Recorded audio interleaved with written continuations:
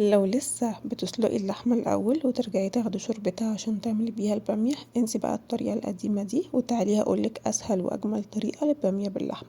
بس في الأول ما تنسيش تحطي لايك وتعملي متابعة للقناة عشان الفيديو يوصل لأكبر عدد من المشاهدين. أول حاجة عملتها سلقت البامية نص سلقة وضفت عليها بصلاية كده متقطعة عشان تديها طعم، وصفيتها وشطفتها بمية ساقعة، وبعدين نزلت باللحمة في معلقتين 3 سمنة كده تاخد صدمة من الجنبين، وبعدين هنزل ببصلاية ناعمة على اللحمة واقلبها كويس جدا. بعدها هنزل بفصين توم عليهم قرن فلفل اخضر مدقوقين في الهون، هنزل عليهم مع البصل واللحمة. بعدها هنزل بالتوابل بتاعتي اللي هي ورق لورا، حبهان، بهارات لحمة، بابريكا، فلفل اسود، وانزل بشوية مية من الكتل تكون سخنة واغطيها واسيبها بتاع نص ساعة، ولو احتاجت مية بديها حبة صغيرين. بعدها هكون ضاربة نص كيلو طماطم في الخلاط ومصفياها كويس جدا، وهنزل بيها على البامية، وبعدها هنزل بمكعب مرقة،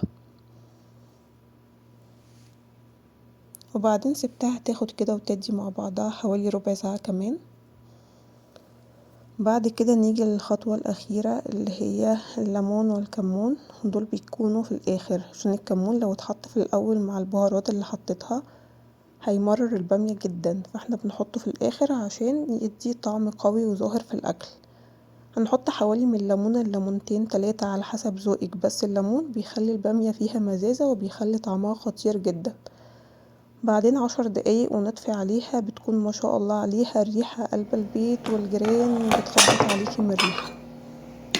وفي النهاية يا رب يكون الفيديو عجبكم، ومتنسوش الاشتراك واللايك، واشوفكم فيديو جديد من يوميات أسماء. باي.